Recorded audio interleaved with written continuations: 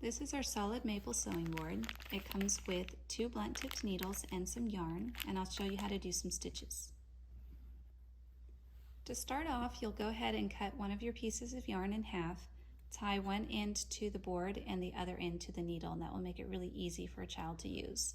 A whip stitch is one of the easiest stitches you can do. You're going to come up from the bottom of the board through the hole on the edge and just keep working your way along the edge, and it will make this nice spiral pattern on the side of the board. A blanket stitch is like a whip stitch. You're going to come up through the bottom hole, but then you're going to come up through that loop that it leaves behind. And this will give you kind of a straight stitch on the edge of the board. So you come up from the bottom hole and then up through that loop on the edge of the board. As you do this, you'll start to get this straight edge on the side. Let's do a straight stitch next. You're going to come up through a hole, and working in a straight line, you just go back and forth, up and down. So down, up through the next one, and then down after that. And this is your straight stitch. Now we'll do a back stitch. We're going to go in a straight line across the board this way. We're going to come up in the hole in front of where we want to be and go back. And then we're going to come up and then go back. This will give us a solid line, whereas a straight stitch gives you a gapped line. Let's do a zigzag stitch next. We're just going to go zigging and zagging across the board, but doing the back stitch as we go. So coming up to the other side and doing my back stitch.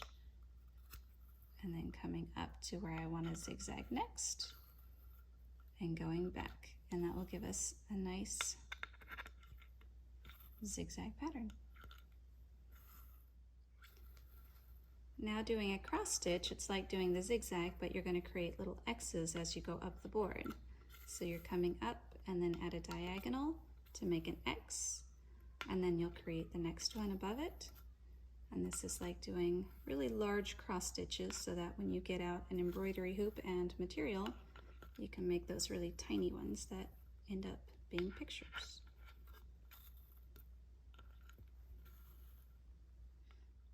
This last stitch I'm going to show you is one of my favorites. It's the chain stitch. You're going to create a loop around the hole that you want to come up through, but before coming up, you got to go right back down where you started. Keep that loop up there and come up through that hole so that you're going to catch it when you pull your string tight, and that gives you kind of a chain link.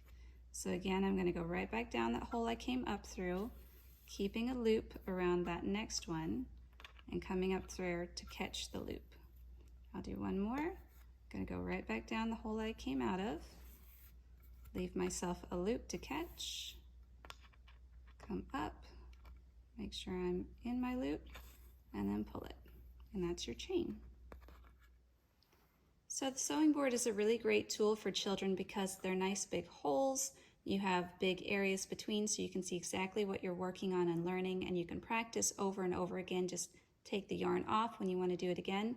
And then you can also create your own pictures by connecting the dots. You could do butterflies, flowers, letters, shapes, and just recreate it every time you want.